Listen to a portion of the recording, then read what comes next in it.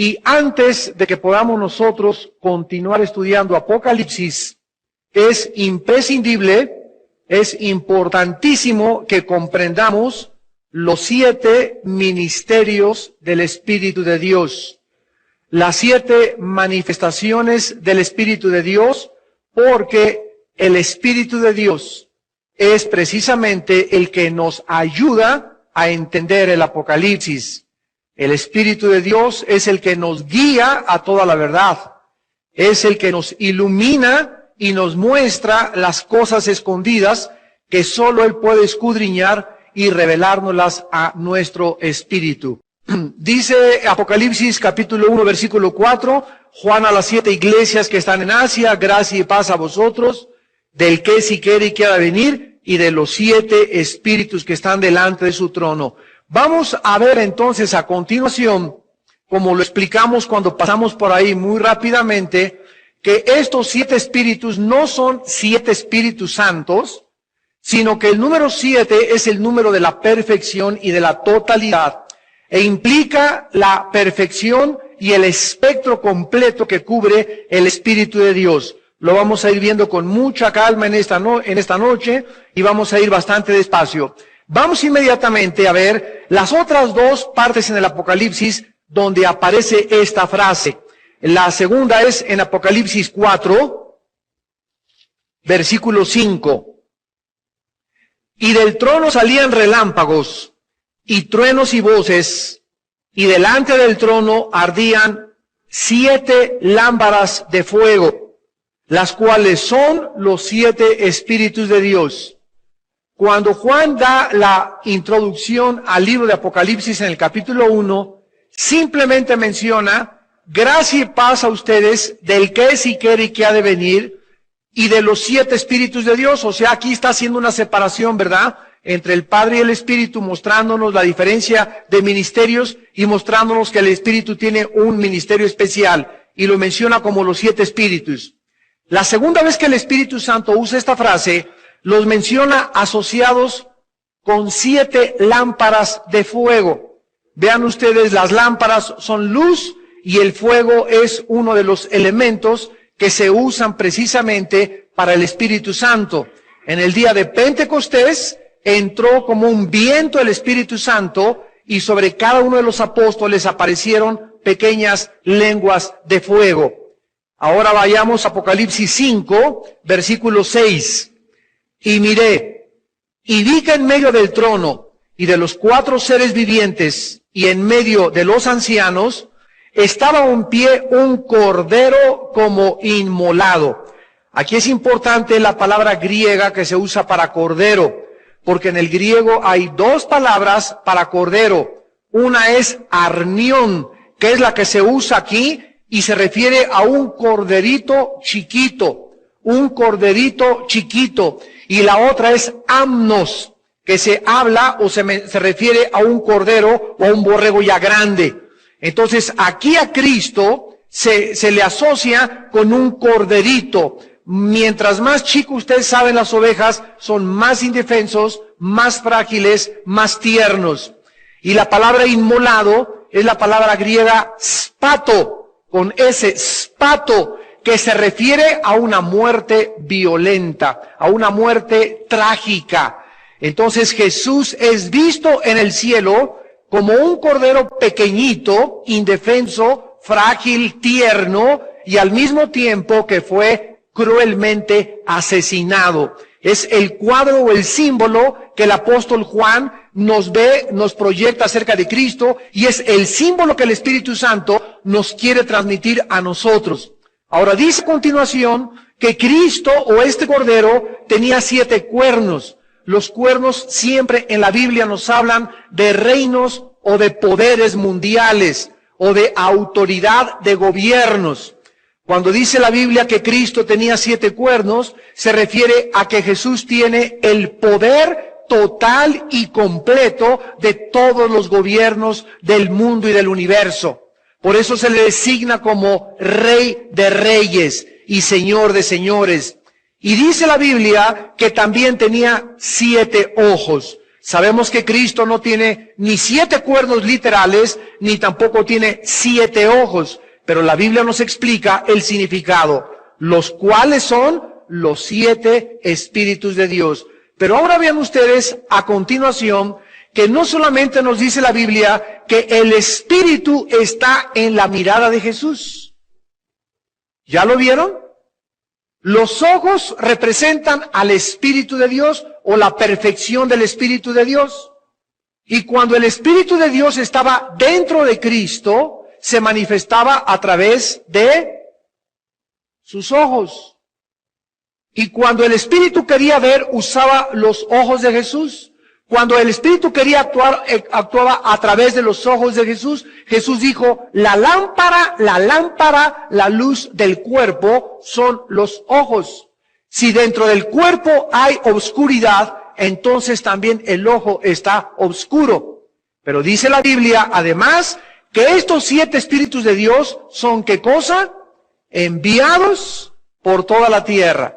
Si nosotros nos quedáramos aquí en Apocalipsis y no tuviéramos el libro de Isaías y no tuviéramos los otros libros de la Biblia, ¿verdad? Pues estaríamos preguntándonos cómo son enviados estos 7 espíritus, cómo pueden estar en los ojos de Jesús los 7 espíritus, pero lo vamos a descubrir y a investigar en esta noche. Ahora vayamos al Antiguo Testamento, al libro de Zacarías, capítulo 4.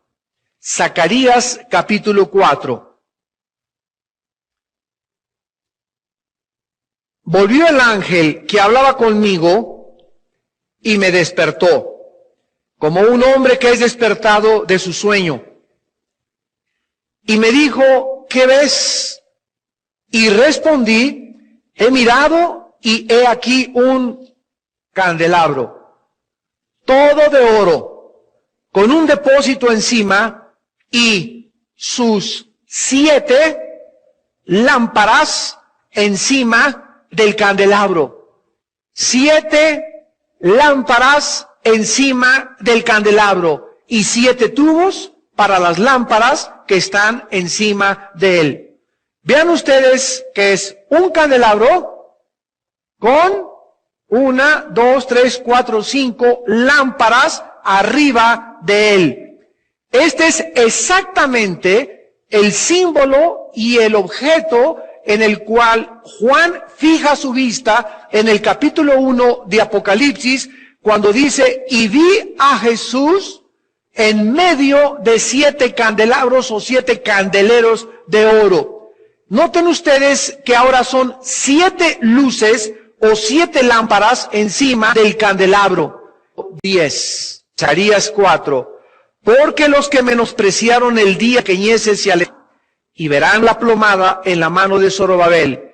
Estos 7 son los ojos de Jehová que recorren toda la tierra. A ver, en el Apocalipsis son 7 lámparas, son 7 ojos y están en Cristo. En el Antiguo Testamento dice que estos 7 ojos y estas 7 lámparas que están arriba de un candelabro son los ojos de Jehová, y se dice lo mismo que en Apocalipsis 5:6, recorren toda la tierra.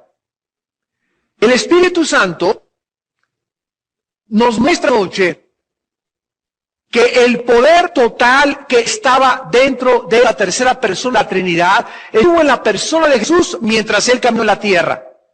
Jesucristo tenía estas 7 manifestaciones que vamos a comenzar a estudiar del Espíritu Santo. Era el Espíritu de Jehová, Espíritu de sabiduría, de inteligencia, de consejo, de poder, de temor de Jehová. Son 7 manifestaciones que tiene Dios y que son las mismas que tiene para todos nosotros en esta noche. No todos los cristianos, todos tenemos el Espíritu de Jehová, como lo vamos a ver en esta noche. Pero no todos tienen sabiduría, no todos tienen inteligencia, no todos tienen consejo, no todos saben aconsejar, no todos tienen conocimiento, inteligencia, sabiduría, no todos tienen el temor de Dios. Y cada vez que nosotros estamos acercándonos más a Dios y conociendo más a Dios, Él nos va a dar más sabiduría, la inteligencia aumentará dentro de nosotros, la comprensión de las cosas espirituales y además comenzaremos a verdaderamente entender quién es Dios. La Biblia dice que estos espíritus recorren toda la tierra porque este espíritu de sabiduría, este espíritu de inteligencia, este espíritu de consejo, Dios está en esta noche y todos los días sobre los ojos de todos los seres humanos, principalmente nosotros los cristianos y los creyentes, voy a ver si Panchito le puedo dar la inteligencia, y andan recorriendo la tierra, vamos a darle a esta iglesia espíritu de sabiduría, o a esta muchacha espíritu de consejo, o a esta de inteligencia, dependiendo en la situación en la que Dios nos encuentre todos los días, es en la forma como nos bendice.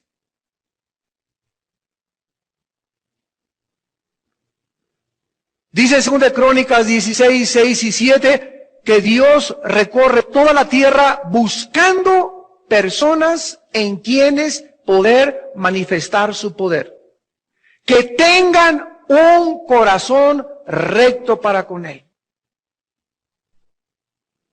Dios pasa en septiembre por la casa de la familia González. A ver, cómo anda la familia, sin devocionales. Quiero que sepan algo. La Biblia nos muestra en Zacarías y nos muestra en otros libros de la Biblia que Dios tiene como jinetes y como mensajeros que recorren toda la tierra y le llevan todo el reporte y las noticias de lo que pasa en cada ciudad, en cada casa, en cada iglesia, en cada país a Dios. Y así como hay un ejército de seres espirituales que le están reportando a Dios todo, absolutamente, lo que está aquí en la tierra, de la misma forma, Satanás, como lo enseña Job 1 y Job 2, recorre toda la tierra, todos los días, recogiendo los reportes de sus principados y de sus gobernantes y de sus demonios para elaborar planes y estrategias y combatir los planes y las estrategias de Dios. Entonces Dios recorre, en septiembre pasó a la familia González, pues ya tienen desde junio, julio y agosto la familia González, que ni devocionales, este hombre que es el jefe de la familia, sigue con sus películas pornográficas, sigue con sus revistas, sigue pegándole a su esposa, no es el jefe de la familia, y se van, y Dios no bendice a esa familia. Y luego en octubre viene una crisis financiera, está la familia González, Señor, ayúdanos, y levántanos, y danos trabajo, y mi hijo chocó, y pasó estas cosas, y ellos no entienden que necesitan rehacer su vida, arrepentirse y comenzar a caminar para que Dios comience a darle a esa familia González, o a esa familia Ramírez, o a esa familia X, las cosas que necesitan para la vida espiritual. Pero si tú no tienes una actitud que esté demostrándole a Dios que estás cambiando, que estás creciendo, que estás desarrollándote, que quieres la santidad, que amas la pureza y que estás luchando por eso, no recibes nada del Espíritu de Dios. Dios está buscando a quien darle más y más y más y más, pero Dios trabaja bajo una ley. Él no le puede dar algo a aquel que está reteniendo o al que ha enterrado sus talentos. Es una ley inexorable espiritual y física también. El que no tiene, aún lo que tiene le será quitado. Pero al que tiene y da, le será dado más. Y no solamente en el área del dinero, en el área del tiempo, en el área del amor, en el área de misericordia. Los ángeles vienen, vamos a sumarnos a Pancho. A ver, en esta semana, ¿a quién ha amado Pancho? ¿A quién ha abrazado? ¿A qué amigo abrazó? ¿Por quién oró? ¿Por quién se interesó? ¿Fue a la cárcel a visitar a alguien? ¿Fue a algún hospital y se preocupó por alguien? ¿Le dio un raite o un aventón a alguna persona? Todos los detalles de nuestra vida están perfectos. No os canséis de hacer el bien. Un vaso de agua que des está registrado en el reino de Dios. A su tiempo segarás si no te cansas de hacer el bien.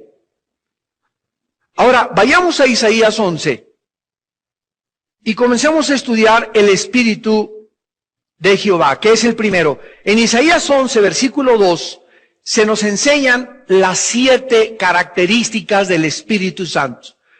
El espectro completo, la perfección del Espíritu de Dios. Isaías 11:2. Y vamos en esta noche tal vez a estudiar uno o dos, si nos da tiempo.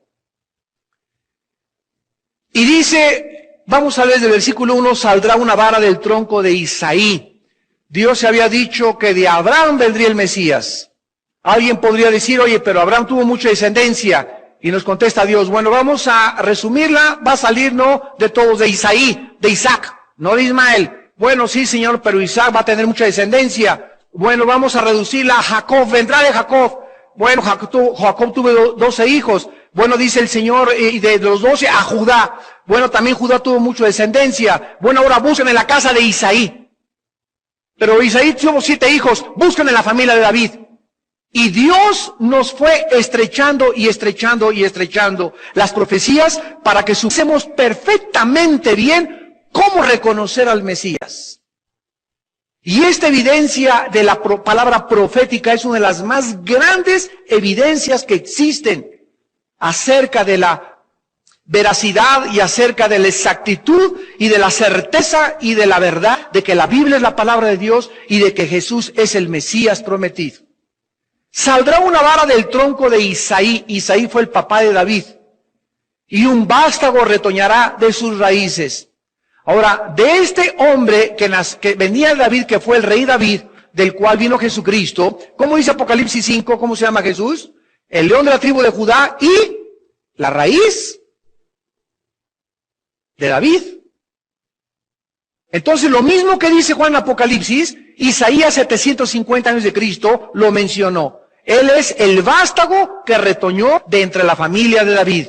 Ahora dice el versículo 2, reposará sobre él espíritu de Jehová, espíritu de sabiduría y de inteligencia, espíritu de consejo y de poder, de conocimiento y de temor de Jehová. Aquí tenemos las 7 características, el espectro de las 7 manifestaciones del Espíritu de Dios, que está Dios buscando a quien poder darle cada una de estas características. Ahora, el Espíritu de Jehová es el mismo Espíritu de Hashem Adonai. Es el Espíritu del Padre. Es el Espíritu de Dios. Es el Señor mismo, el Creador de todas las cosas. Aquel que dice, en el principio Dios hizo los cielos y la tierra. Y el versículo 2, y el Espíritu de Dios se movía sobre la faz de las aguas. Es el primer versículo en la Biblia donde aparece el Espíritu de Jehová. ¿Y cómo aparece el Espíritu de Jehová? En el primer versículo de la Biblia y en el segundo, moviéndose. La palabra se movía es en el hebreo empollar.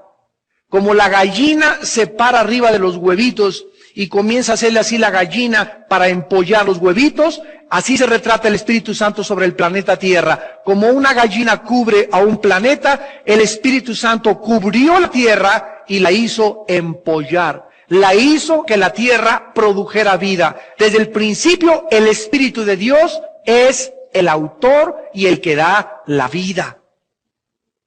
Es el Espíritu que dice en Juan 4:24, mi Padre es Espíritu, dijo Jesús. Dios es Espíritu, y los que le adoran en espíritu y en verdad le tienen que adorar. Es el Espíritu de Isaías 40, versículo 13, que dice, preguntando el profeta, ¿quién enseñó al Espíritu de Jehová o le aconsejó enseñándole? Ese Espíritu de Jehová, no hay nadie en el universo que pueda enseñarle nada.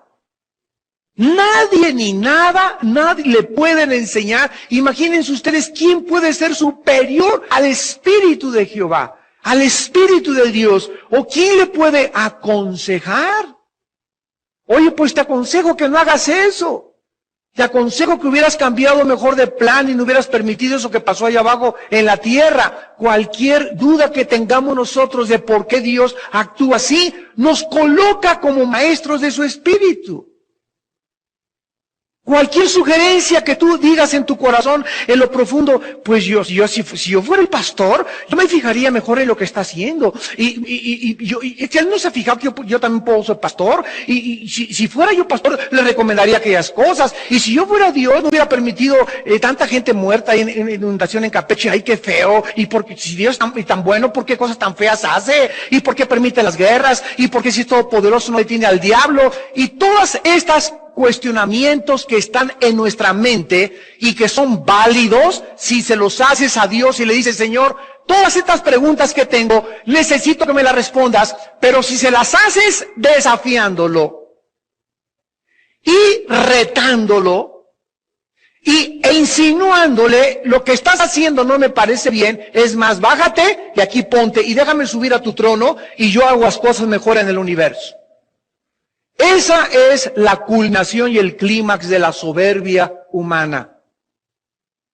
Cuando nosotros creemos que podríamos manejar el universo y controlar las cosas y llevar a cabo todos los acontecimientos y eventos de la historia, mejor que Dios. En ese momento nosotros nos ponemos como maestros de Dios. Y el profeta preguntó hace 2750 años, ¿quién enseñó al Espíritu de Jehová? ¿Quién le aconsejó enseñándole? ¿A quién, dice el versículo 14, a quién le pidió consejo para ser avisado? ¿Quién le enseñó el camino del juicio? ¿O le enseñó conocimiento o le mostró la senda de la prudencia? La respuesta es nadie. Bueno, ese es el Espíritu que estaba dentro de Jesús. ¿Se imaginan? Dice Colosenses 2, versículo 2, en Cristo están todos los secretos de la sabiduría y del conocimiento. Si alguna persona en este universo que nos rodea anhela conocer y anhela saber y busca respuestas a las tres principales incógnitas de la filosofía, de dónde venimos, quiénes somos y a dónde nos dirigimos, las vas a encontrar en la persona de Jesús. En ningún gurú, en ninguna religión, en ningún sistema comunista, en ningún sistema filosófico, en ninguna biblioteca de ninguna parte del mundo. La verdad no es un concepto, la verdad es una persona. No es un concepto filosófico, la verdad moral y espiritual es una persona y se llama Jesús. Cuando Pilato tuvo enfrente a Jesús y le dijo en Juan 18, ¿qué es la verdad? Jesús se quedó y le contestó, yo para eso he venido a este mundo, para dar testimonio de la verdad. Todo el que es de la verdad, oye mi voz. Y Pilato le dice, ¿la verdad? ¿Qué es la verdad? Pilato, en ese momento creyó que Jesús le iba a contestar, pues la verdad es esto y esto. Pero Pilato nunca supo que tenía a la verdad enfrente de él. Jesús no le contestó porque él era la verdad. Jesús no le contestó porque no era una respuesta filosófica la que Pilato necesitaba. Él tenía la personificación de la verdad enfrente de él. Y cuando nos damos cuenta que la verdad es una y no es relativa ni subjetiva, en ese momento nos podemos descubrir que nadie, absolutamente nadie puede contestar qué es la verdad más que el Hijo de Dios. Ahora, este espíritu de Jehová que estuvo sobre Jesucristo, es importante que comencemos a entender cómo operaba, porque si aprendemos cómo operaba en el Antiguo Testamento, vamos a descubrir cómo operaba en el Nuevo Testamento. Y, escúchenme, vamos a ver cómo opera en Apocalipsis. Porque recuerdan cuando estuvimos estudiando hace 2 o 3 conferencias, que Jesús, cuando bajó al mundo, bajó bajo la ley. Y cuando Jesucristo estuvo en este mundo, no sabía todo. No sabía todas las cosas porque no estimó el ser igual a Dios, se despojó de sus prerrogativas, de muchas cosas que él tenía y se puso debajo del Padre y guiado por el Espíritu Santo. Cuando Jesucristo resucita, sube al cielo, es glorificado, es sentado a la diestra del Padre, es puesto sobre todos los tronos y principados del universo, es Señor de señores y Rey de reyes desde hace 2000 años en el universo allá arriba, y entonces Él baja a la tierra y se le aparece a Juan Y cuando se le aparece a Juan Jesucristo, ya es el Cristo que ha recibido la corona, ya es el Cristo que entró al lugar santísimo, ya es el Cristo glorificado, ya es el Cristo exaltado, ya es el Cristo vencedor, es el Cristo victorioso. Y cuando baja aquí le dice a Juan, ahora tengo las llaves de la muerte y del Hades. Antes no las tenía. Hasta después de que él venció y resucitó, se le entregaron las llaves de la muerte y del Hades. Para que él pudiera tener las llaves de la muerte, tenía que haber vencido antes a la muerte. En el libro de los Jueces, vamos rápidamente a Jueces capítulo 6, vamos a ver un ejemplo, cómo operaba el Espíritu Santo. El Espíritu de Jehová, o el Espíritu Santo, que son sinónimos, Ruach el Kadosh, el Espíritu Santo, operaba en el Antiguo Testamento temporalmente. Temporalmente. En otras palabras, el Espíritu de Dios bajaba sobre una persona, como los jueces lo vamos a ver sobre Gedeón, Sansón, David, y los capacitaba, los habilitaba para el servicio a quien Dios los había llamado, y ese espíritu se subía otra vez y ya no operaba en esa persona. Y las personas lo sabían, ¿verdad? Sansón lo descubrió porque cuando el espíritu venía sobre Sansón, Sansón no hacía pesas, ni tomaba anabólicos, ni chochos, ni cosas de esas, sino que Sansón debía su fuerza extraordinaria a que el Espíritu Santo entraba dentro de él, y cuando el Espíritu estaba dentro de Sansón, Sansón podía, lo vamos a ver, ¿verdad?, matar a 300 filisteos, podía cargar una puerta de 350 kilos, podía agarrar a un león así como si fuera un cabrito y hacerle así en las quijadas, y podía tener una fuerza extraordinaria. Pero Sansón descubrió trágicamente que ese espíritu, él no lo manejaba, él no podía decirle cuándo lo ungiera, sino que el Espíritu Santo estaba sobre Sansón, y cuando el Espíritu Santo se iba de Sansón, Sansón era igual como tú y como yo. Y un día lo amarraron a Sansón, y él, creyendo que el Espíritu Santo era su siervo, y que hacía lo que él quería, y podía dar la fuerza cuando él quería, comenzó, y nada, y dice la Biblia, es que no sabía que el Espíritu de Dios le había abandonado. Y trágicamente descubrió Sansón que el Espíritu Santo no era su siervo, ¿verdad? Y que él no era el que mandaba al Espíritu Santo, sino que soberanamente operaba sobre él. Pero Sansón fue un hombre tan sensual y le gustaban tanto las mujeres, y no pudo poder controlar su sensualidad, que finalmente Dios le abandonó y le dejó. Y lo agarraron, le sacaron los ojos, le cortaron el pelo, lo hicieron un payaso, se burlaron de él, y finalmente, en la gracia y soberanía de Dios, le permitió Dios recargar sobre 2 columnas y morir debajo de todos los filisteos. Lo que Sansón no hizo en la vida, lo hizo en el momento de su muerte. Dice aquí en Jueces 6, versículo 34, entonces el Espíritu de Jehová vino sobre Gedeón, y cuando éste tocó el cuerno, los aviseritas se reunieron con él. Jueces 14. Es muy importante la palabra sobre. Jueces 14:6. El Espíritu de Jehová vino sobre, no dentro de, sobre Sansón, quien despedazó al león como quien despedaza un cabrito, sin tener nada en su mano, o sea, con las puras manos, y no declaró ni a su padre ni a su madre lo que había hecho. Jueces 15. Versículo 14, y así que vino hasta Leí, está hablando de Sansón, 15:14, Jueces.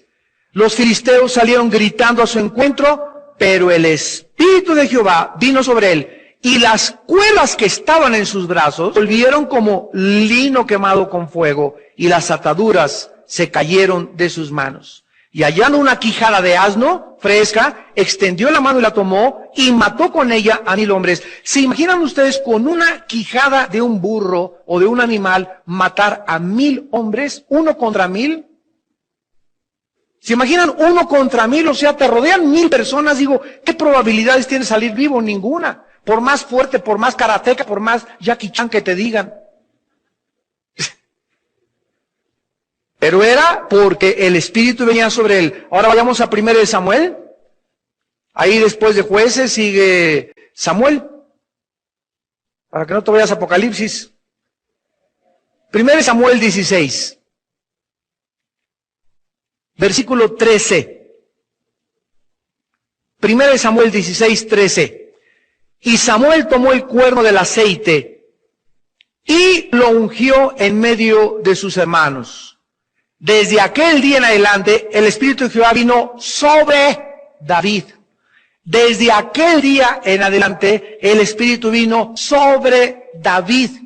Y se levantó luego Samuel y se volvió a Ramá. Vemos nosotros que entonces el Espíritu Santo venía sobre las personas, las capacitaba y les daba poder.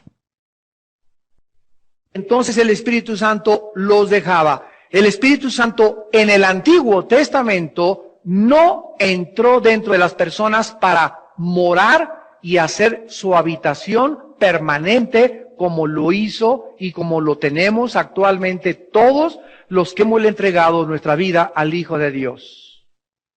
Estas son las diferentes operaciones en el Antiguo Testamento, en el Nuevo Testamento. Ahora, en el Nuevo Testamento, cuando una persona se convierte, escúcheme con mucho cuidado, recibe al Espíritu de Jehová para entrar dentro de persona. Y dice Efesios 1, 13 y 14, que el momento en que el Espíritu entra es un sello.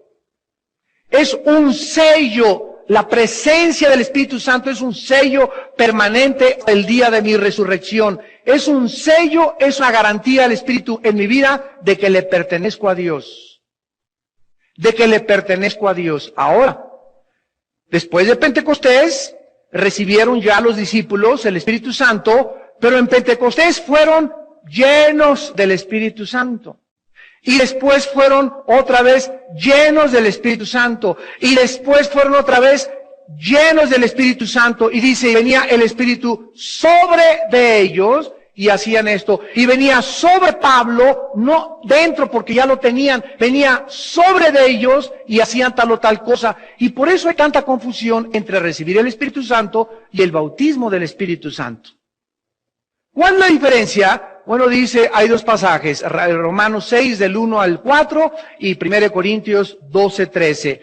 En el momento que una persona recibe al Espíritu de Jehová, al Espíritu Santo o al Espíritu de Cristo, que es lo mismo, lo vamos a ver ahorita en Romanos 8, en ese momento yo le pertenezco a Dios, he sido sellado con el Espíritu Santo, con cuidado, el Espíritu Santo nunca, jamás se va a salir de mí. Nunca, nunca, nunca, nunca, hasta que yo resucite. Que me porto mal, el Espíritu Santo se contrista, le causo dolor. Me sigo portando mal, lo apago. Reduzco su influencia dentro de mí, lo limito, lo bloqueo y ya Dios ya es un cristiano totalmente entregado al juicio de Dios.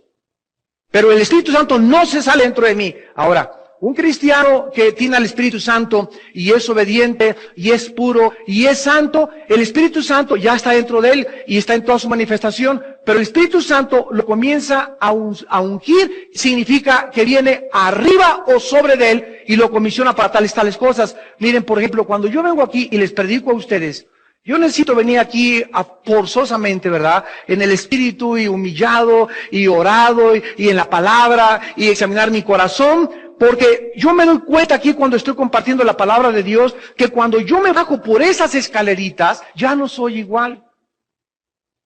Y el día que yo quiero, ahorita voy a aventarme un sermón, si no tengo al Espíritu Santo y en ese momento no está sobre de mí, si no tengo esa unción, no puedo predicar igual. Puedo predicar en la carne y puedo dar un gran sermón, pero no está la gloria de Dios en mi vida, ni la presencia del Espíritu Santo en mi vida.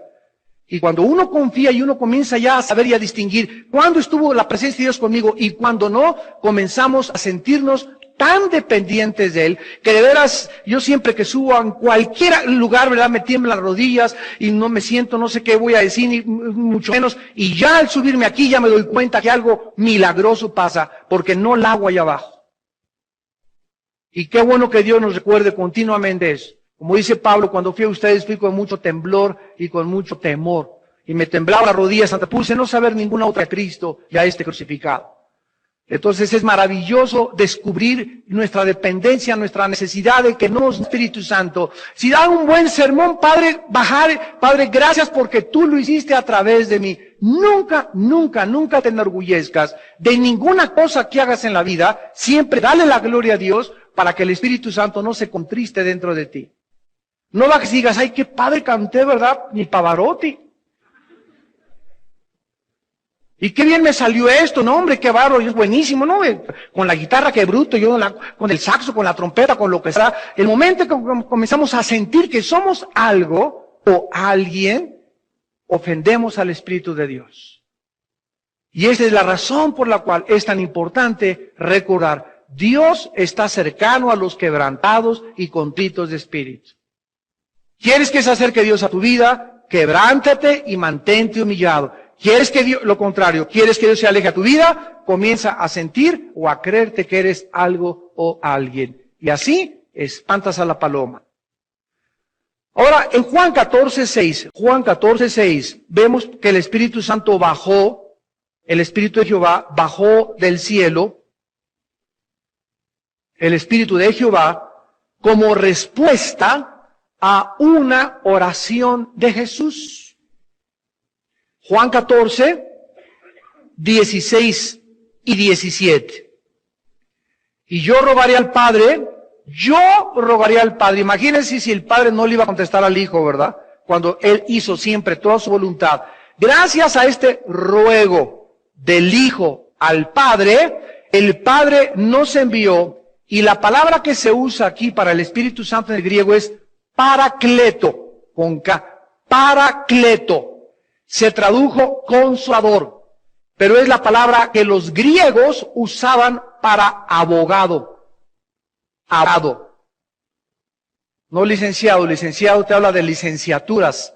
Abogado. La palabra abogado implica alguien que es llamado al lado de otra persona para defenderla, para abogar por ella, para pelear su caso en su lugar de él, con los derechos. Mientras el preso está en la cárcel, el preso no puede salir, hay alguien que lo representa ante los juzgados, ante los jueces, que lo defiende, pide su causa, presenta las pruebas, etcétera, etcétera. Esta es la palabra que se usa para el Espíritu Santo. ¿Por qué? Bueno, aquí lo dice, para que esté con nosotros. El Espíritu Santo es llamado el Paracleto por Jesús, porque el Espíritu Santo viene a nuestra vida, dentro de nosotros, dice Romanos 8, a interceder en nuestro lugar, porque como hemos de pedir, no sabemos. Entonces, cuando yo caigo de rodillas, hoy en la noche, mañana cuando me levante, o cuando estoy orando, muchas veces no sé qué pedirle a Dios. O no sé exactamente si lo que estoy pidiendo es egoísta o a lo mejor debo pedir por otras cosas más importantes. Entonces yo me tengo que recluir, caer en hinojos y comenzar, Padre Santo, te alabo, te bendigo. Es maravilloso cuando comienzas a orar a Dios y no le pides nada, nada más adorarlo. Padre, bendito sea tu nombre, bendito sea Jesús. Comienzas a tener paz, comienzas a ponerte tranquilo contigo y con Dios, comienzas a tranquilizarte, comienzas a estarte quieto delante de Dios 10, 15 minutos. Si tú te aprendes a esperar en oración a que el Espíritu Santo comience dentro de ti a salir y a revolotear, y después de que estás orando y alabando a Dios, y el Espíritu Santo siente tu sinceridad, Él siente tu conciencia, Él siente que tu arrepentimiento. Si el Espíritu siente todas esas cosas, el Espíritu comienza a abrir nuestro entendimiento y a iluminarnos para que pidamos guiados por Él. Y cuando nuestra oración es guiada por el Espíritu de Dios, tenemos la 100% de seguridad que Dios nos contesta. Porque es el Espíritu el que intercede con gemidos indecibles. Y estas no son lenguas, como muchos creen. Ahí dice gemidos que no se pueden decir, o sea, la intención de tu espíritu. Él comienza a sentir lo que más profundo deseas. A lo mejor la hermana le está pidiendo a Dios por otra hermana, pero la hermana en su corazón anhela que su hija se salve. El hermano anhela que su hijo deje las drogas. Y él sabe la intención y el deseo de nuestro corazón. Y cuando nos ven en esa pureza y en esa santidad, el Espíritu Santo comienza a fluir a través de nosotros, a iluminar nuestros pensamientos, para que comencemos a pronunciar palabras que a lo mejor ni siquiera nos salen de la boca, pero la pura intención la conoce el Espíritu, se la comunica al Padre y el Padre nos da la respuesta porque es conforme al Espíritu de Dios nuestra oración. Esto se llama en Efesios 6:18 orar en el Espíritu. Y tampoco es lenguas necesariamente. Muchos creen que nada más en lenguas es en el Espíritu y todos los que no hablan en lenguas pues hablan en la pura carne, ¿verdad? Eso es ridículo, ¿verdad? Son enseñanzas tan tontas. Dice, rogaré al Padre, les dará otro consolador, y este consolador, ¿verdad? Ya vemos, comienza a abogar por mí, a presentar ante el Padre mi causa, y estará con nosotros para siempre. Dice el versículo 17, que también se le llama el Espíritu de verdad. ¿Qué es la verdad? Jesús dijo, yo soy la verdad. ¿Cuándo Jesús comprobó que la verdad no era un concepto? Cuando dijo en Juan 8, 31 al 35, y la verdad los hará libres. Se refería a Él. Él como la verdad es el que nos da la libertad. Entonces cuando dice la Biblia que el Espíritu de Jehová es el Espíritu de verdad, esto es tremendo. Nos está revelado que hay una sola verdad en el universo. Miren, el discurso de bienvenida de una de las principales universidades de Estados Unidos a los estudiantes el primer día. Escuchen lo que el director de la universidad le dijo a los estudiantes el primer día de clases en una de las mejores universidades de Estados Unidos. Bienvenidos, quiero que sepan todos ustedes que aquí hay absoluta tolerancia para todos los credos, para todas las religiones, para todos los temas de pensamiento y para todos los estilos sexuales y de vida que cada quien tenga. No somos intolerantes con alguien que sea intolerante en cuanto al credo, religión o estilo de vida sexual de cualquier persona. En esta universidad, si tú eres homosexual, te respetamos. Si eres lesbiana, te respetamos. Si crees en Buda, te respetamos. Si crees en Mahoma, te respetamos. ¿Por qué? Porque cada quien tiene su verdad y no puede existir una verdad objetiva y verdadera. Suena bien, ¿verdad? Sin embargo, debajo de esto se encuentra la filosofía de un español que escribió un libro que se llama El mito nacionalista. Y en este libro él explica que no se puede determinar quién tiene la verdad porque cada persona tiene su verdad. Y tú, estudiante que me estás escuchando, vas a ir a la secundaria y vas a ir a la preparatoria y vas a comenzar a hablar de Cristo y vas a escuchar esto y te van a decir, es que esta es tu verdad, déjame a mí en mi verdad y no te metas porque todos tenemos nuestros diferentes puntos de vista de la vida. Esto se llama subjetivismo o relativismo filosóficamente. O sea, no existe una verdad absoluta. Son muchas verdades y cada quien tiene su punto diferente de la verdad. En otras palabras, cada quien tiene la razón, cada quien tiene el derecho de determinar por sí mismo qué es la verdad. Imagínense nada más qué es el mundo y la cultura en la que estamos viviendo. Y cuando un estudiante, cuando una persona, cuando un cristiano, cuando un pastor, cuando un teólogo se enfrenta ante este ataque filosófico, principalmente a nivel universitario, pues entonces todos los universitarios comienzan a quebrar, se la di, pues yo soy así, nadie se meta conmigo, y entre ustedes tampoco se metan conmigo, y entonces ahí es cuando nosotros entramos a un punto de debate donde se llama la intolerancia del cristianismo. ¿Por qué? Ahorita, miren, hace 4 días, ahí en Toluca, Alan, mi hijo, que es pastor y presidente de la Alianza de Pastores de Toluca, me dijo, papá, ¿sabes qué? Que tuvimos aquí una reunión y vinieron budistas, vinieron rabinos, vinieron testigos de Jehová, vinieron sintoístas, vinieron musulmanes, nos invitaron a los cristianos evangélicos, fue quién sabe quién, de qué iglesias representantes, había católicos. Y el tema en el panel hace 4 o 5 días en Toluca, fueron invitados por el gobierno para debatir lo que se llama la tolerancia religiosa. El gobierno está muy interesado de que todas las ARs, las asociaciones religiosas, seamos tolerantes unas con otras. Y la tolerancia cabe entre nosotros en el sentido, por ejemplo, el cristianismo se diferencia del catolicismo, se diferencia de los musulmanes, en que el catolicismo y los musulmanes y los maometanos obligan a la gente a que sea musulmana y si no se le considera infieles y usan la fuerza para convertirlos. Y la meta del mundo musulmán es convertir a Occidente a través de la fuerza y matar inclusive al que se resista. Y esto está en el libro del Corán. El cristianismo se diferencia en que Jesús dijo, el que cree, venga a mí y beba. El que tenga sed, venga a mí y beba. Y de tal manera para que cualquiera que en mí crea no se pierda, mas tenga vida eterna. Dios nos invita a que vengamos a Él. Nosotros nunca obligamos ni forzamos a nadie a venir a Jesús.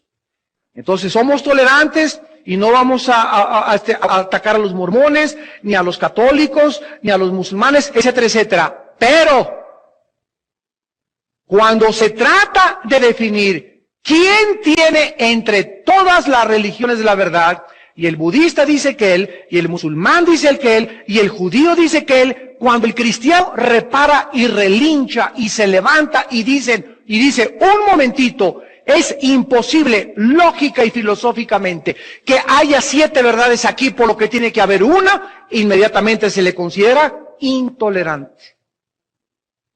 Se le acusa de revoltoso, orgulloso, exclusivista, radical, y es que el panzoncito gordito que tú tienes, que es Buda, ¿es la verdad? Mira, quiero decirte una cosa, cuando estamos tratando de determinar quién es el que tiene la verdad, se necesita forzosamente investigar las evidencias. Miren rápidamente un ejemplo, aunque me tome aquí un poquito más de tiempo.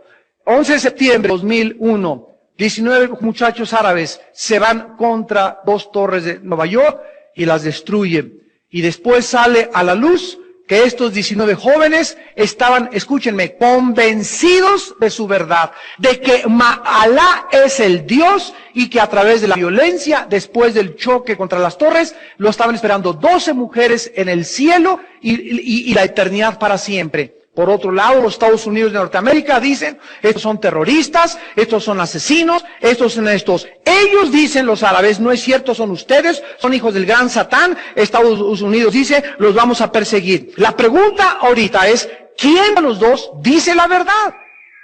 ¿Quiénes tienen la razón? ¿Los terroristas o los Estados Unidos que los acusaron de asesinos y ladrones? Ahora, si decimos que los terroristas tienen la verdad, y si tú dices que Estados Unidos tiene la verdad, la pregunta es, demuéstramelo. ¿Basado en qué cosas? Porque basados en su religión, ellos estaban totalmente seguros, convencidos, al grado que la noche anterior se les mandó una carta de los dirigentes árabes, tal vez de Bin Laden, que decía, jóvenes, acuérdense que mañana pórtense como héroes, los espera el paraíso, muerte a los infieles, y tengan valor y nunca retrocedan para atrás. Todos leyeron esta carta 24 horas antes y estaban tan convencidos que se fueron con una frialdad y con una certeza de que realmente el suicidio era para ellos lo mejor. Por otro lado, condenamos esto en Occidente. ¿Quién tiene la verdad? Bueno, nosotros tenemos que investigar, en primer lugar, quién está detrás de ellos, y detrás de ellos está Mahoma. Y detrás del otro punto de vista está la Biblia. Si nosotros no tuviéramos la Biblia, entonces la verdad sería relativa, porque unos dirían, los nazis estaban convencidos, ellos, y quién lo puede dudar, de que la raza aria iba a ser la raza que conquistaría el mundo. Occidente dijo, no es cierto, vamos a atacarlos, y quitaron a Hitler del poder. Agarraron a los sobrevivientes, los llevaron al juicio de Nuremberg, en Alemania, en Berlín, y los pusieron bajo la Corte de Justicia Internacional de la Haya, y les reclamaron que por qué haber matado. Los generales alemanes, ex-nazis, se pararon y contestaron al Occidente, es que para nosotros los judíos eran ratones, para ustedes simbolizan algo, pero ustedes no tienen el derecho de quitarnos el punto de vista que tenemos de los demás seres humanos en el mundo. Y sácalos de ahí. ¿Cuál es la conclusión? Te vuelvo a repetir, si no tuviéramos un parámetro, si no tuviéramos una medida, si no tuviéramos una norma, si no tuviéramos un patrón que pudiera determinar y comparar uno con el otro, viviríamos en un mundo relativista, donde cada quien haría lo que le da la gana. ¿Sabes qué? Yo soy homosexual, no te metas conmigo. Yo así nací, es mi estilo de vida, así lo creo y voy a adoptar hijos. Tú ten lo que quieras, no te metas conmigo, yo no me meto contigo. Y cada quien, repito, tendría su verdad relativa. Desgraciadamente no es así. ¿Por qué no es así? Porque Dios intervino en el escenario humano, mandó a Jesucristo, nos dejó la Biblia y encontramos en la Biblia el único libro que contiene verdades absolutas. Todas las verdades en la Biblia dicen, así tiene que ser. Escucha, la verdad relativa del mundo es verdad para ese tiempo, es verdad para ese pueblo, es verdad para los nazis, es verdad para los árabes. Las verdades absolutas te dicen esto, la verdad es verdad para los tiempos de los nazis, es verdad para los chinos, es verdad para el siglo XX, para el siglo XVIII, para el siglo X, y las verdades iguales, morales, éticas y filosóficas no pueden cambiar. Si algo cambia la verdad, deja de ser verdad, ya no es verdad, es absolutamente relativo. Y cuando nosotros no entendemos, mañana voy a hablarles a los jóvenes en el campamento de esto, de las convicciones y de la filosofía relativista y el objetivismo que existe actualmente dentro de los creyentes cristianos y que debe existir porque la verdad cristiana es una verdad objetiva, no es una verdad subjetiva, relacionada o dependiendo del ser humano o de los cambios del ser humano. Y este es el mensaje que el mundo necesita. Porque este mensaje no lo puede comunicar nadie más que la Biblia. Y tú lo tienes en tu casa y yo lo tengo en mi corazón. Pero muchos no lo conocen lo suficientemente bien para defenderlo. Y para ver la objetividad, y para ver la claridad, y para ver la transparencia, y para presentarle al mundo y mostrarle. Y esto hace enojar al mundo, repito, porque el mundo no quiere que haya un patrón, ni haya una verdad absoluta, ni haya una realidad a la cual enfrentarse, que es Dios. ¿Y qué es lo que ha hecho el mundo? Sustituir, Romanos 1, la verdad por la mentira. Dándole culto mejor a la criatura. El ser humano, en lugar de adorar a Dios, buscan a un líder religioso vestido de blanco, o buscan a uno pelón, o buscan a uno gordito, o buscan a algún ave, o buscan al cielo, o buscan la luna, o se van a Teotihuacán a adorar al sol. Pero el ser humano está buscando desesperadamente a través de quien canalizar esa conciencia que Dios nos ha dejado dentro de nosotros y que se llama en el libro de Eclesiastés capítulo 4, la eternidad.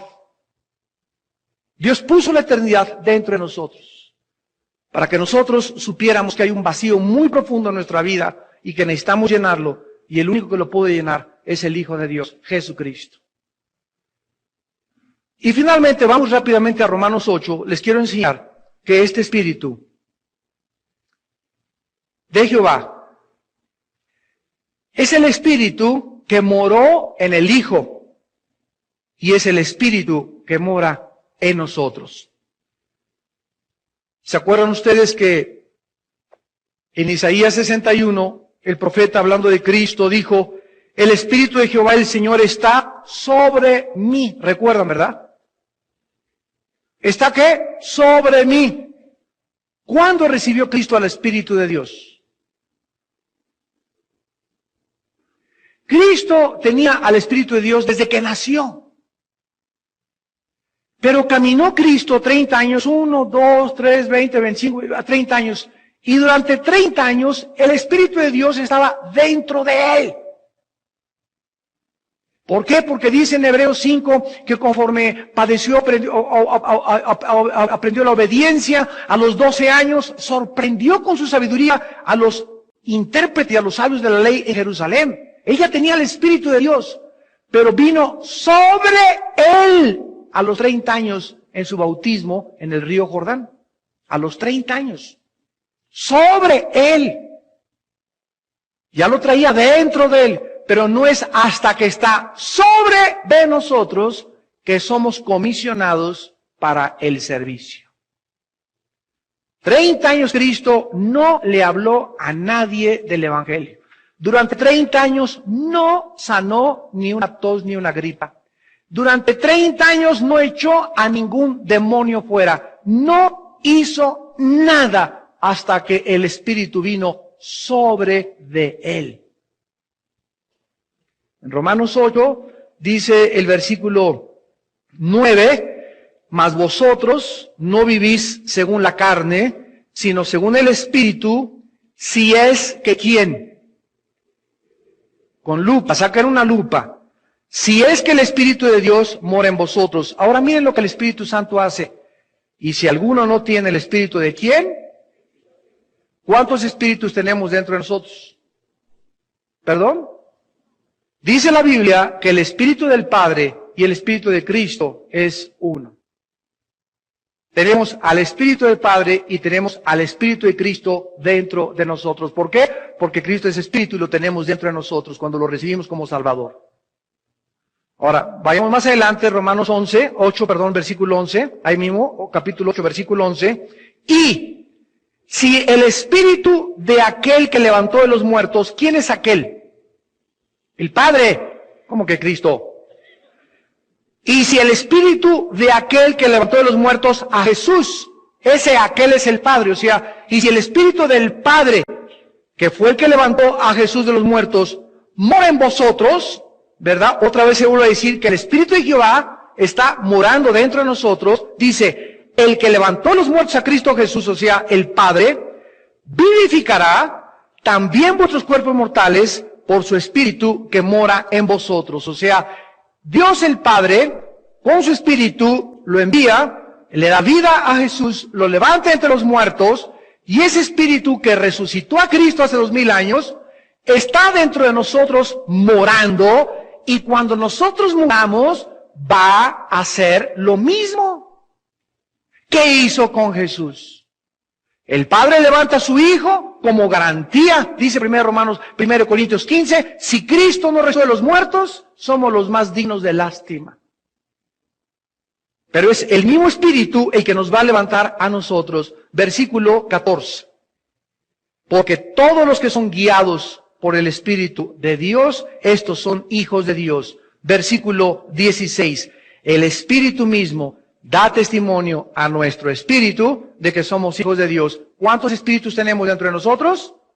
Dos. El Espíritu del Padre y mi espíritu propio. El Espíritu da testimonio a nuestro espíritu. Cuando nacimos de nuevo, nuestro espíritu volvió a vivir. Y ahora el Espíritu del Padre entra a vivir a mi espíritu, porque es en espíritu la comunicación